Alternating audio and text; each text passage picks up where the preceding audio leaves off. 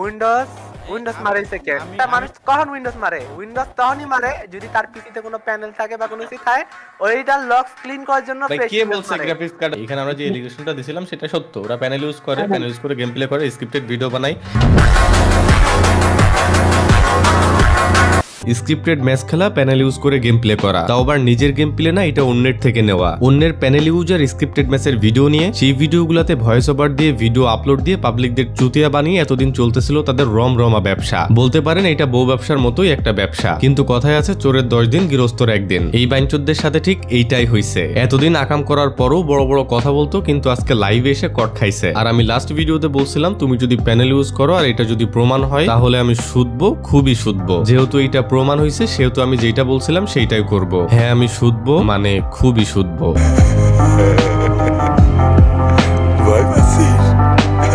ছোট্ট একটা স্পন্সর দিয়ে ভিডিওটা শুরু করতে চাইতেছি, কারণ ভিডিওর মধ্যে তোমাদের বিরক্ত করতে চাইতেছি না। তোমরা যারা কটেক্সে ট্রেডিং করো, এমনকি ট্রেডিং এর জন্য ভালো সিগন্যাল খুঁজতেছো, তারা জয়েন হয়ে যাইতে পারো আমাদের পাবলিক টেলিগ্রাম চ্যানেলে। আমি আমার পাবলিক টেলিগ্রাম চ্যানেলে প্রত্যেকদিন লাইভ এসে 5-6টা করে শিওর শট দেই। এই সিগন্যালগুলো দেই একদম ফ্রিতেই। ফ্রি সিগন্যাল নিয়ে কিন্তু তোমরা প্রত্যেকদিন ট্রেডিং থেকে হিউজ একটা অ্যামাউন্ট প্রফিট করতে পারবা। আর তোমরা যদি কেউ মনে করো হুদাই ঘরে বসে না থাকে, দিনে 2-3 হাজার টাকা ইনকাম করি বা 2-3 হাজার টাকা ইনকাম হোক, তারাও জয়েন হইতে পারো আমাদের টেলিগ্রাম চ্যানেলে। আর আমরা কিন্তু প্রত্যেকদিন আমাদের টেলিগ্রাম চ্যানেলে লাইভে আসি, এমনকি আমরা একসাথে অনেক আড্ডা দিই। তো তোমরা যদি আমাদের সাথে আড্ডা দিতে চাও, তারাও কিন্তু জয়েন হয়ে যেতে পারো আমাদের টেলিগ্রাম চ্যানেলে। টেলিগ্রাম চ্যানেল লিংক আমার ভিডিওর কমেন্ট বক্স এমনকি ডিসক্রিপশন বক্সে পেয়ে যাবা। সো হ্যালো ভাই ব্রাদার, কি অবস্থা সবার? কেমন আছো তোমরা? তো আশা করি সবাই অনেক অনেক ভালো আছো, আর আল্লাহর রহমতে আমি অনেক ভালো আছি। তো গাইস চলে আসলাম তোমাদের জন্য নতুন আরো একটা নাচার ভিডিও নিয়ে। আর আজকের ভিডিওতে নাড়াচাড়া দেওয়া হবে রিমু এফএফ নামক এক বাইনচোদকে, যে কিনা স্ক্রিপ্টেড ম্যাচ খেলতো, প্যানেল ইউজ করে গেম প্লে করতো, আবার বড় বড় কথা বলতো, কিন্তু লাইভে পিছে চেক করতে গিয়ে কট খাইছে। আর আজকের ভিডিওতে আমরা এই বাইনচোদকেই নাড়াচাড়া দিব।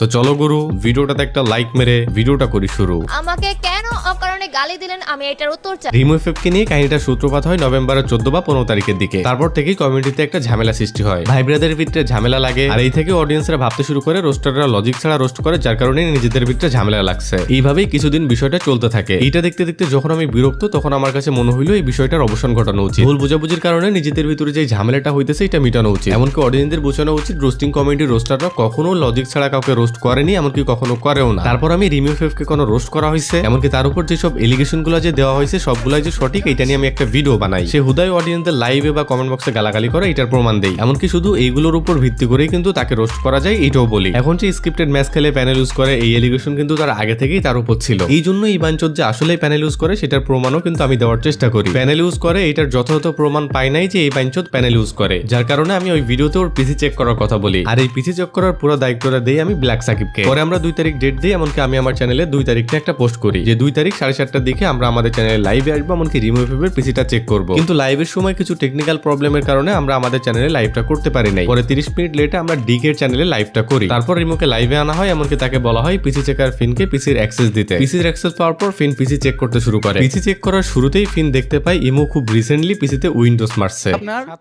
27 তারিখে মারছে, মানে নভেম্বরের 27 তারিখে, বুঝতে পারছেন? মানে বলতে গেলে 5 দিন হইছে, 5 দিন আগে।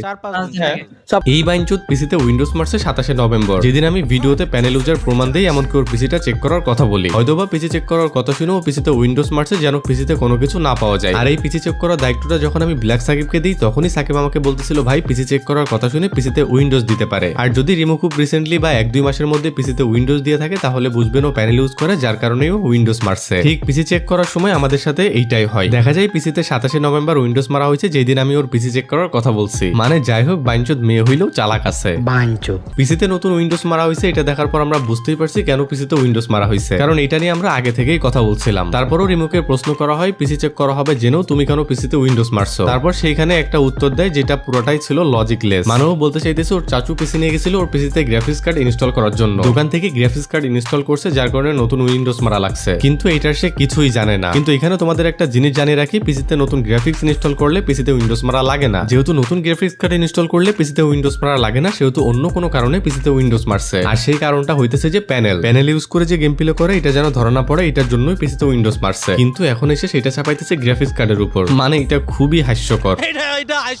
আমরা যখন এই বাইনচোদের পিসিতে উইন্ডোজ মারা দেখতে পাই, তখন আমরা খুব ভালোভাবে বুঝতে পারি যে এখানে আসল কাহিনীটা কি, ওরা কি লুকানোর জন্য পিসিতে নতুন উইন্ডোজ মারছে। তখন আমরা ওরে লাইভে হ্যান্ডকাম করে গেম প্লে করতে বলি, কারণ এই বাইনচোদ লাইভে এসে বারবার বলতেছিল ও কিছু জানে না, ও কিছু বুঝে না। ওর সব কথাবার্তা থেকে আমাদের সন্দেহ হইতেছিল যে ও ওর গেম প্লে গুলো আসলে ও করে কিনা। যেই গেম প্লে গুলো ও ওর ভয়েস দিয়ে আপলোড করে ওটাতে প্যানেল ইউজ করা হয় বা স্ক্রিপ্টেড ওই ম্যাচ গুলো করা হয়, এটা ঠিক আছে, কিন্তু সন্দেহ হইতেছিল যে ওই গেম প্লে ওর না, অন্য কেউ ওর গেম প্লে করে দেয়, যে গেম প্লের উপর ভয়েস দিয়ে সেই ভিডিওগুলো ও আপলোড করে ওর নিজের নামে। এমনকি লাইভে গেম প্লে করার টাইমে কেউ একজন গেম প্লে করে শুধুমাত্র কমেন্ট পড়ে আর কমেন্টের রিপ্লাই দেয়, যার কারণে আমরা তাকে লাইভে হ্যান্ডকাম করে গেম প্লে করতে পারি যেন আমরা সবকিছু এখান থেকে বুঝতে পারি। সেখানে কিন্তু তার ফেস কাম করে লাইভ করার কথা বলা হয় নাই, শুধু হ্যান্ডকাম করেই করার কথা বলা হয়েছিল। কিন্তু সে হ্যান্ডকাম করে লাইভে গেম প্লে করতে পারবে না, পাবলিকরে তার হাত দেখাইতে পারবে না, এটাই বলে।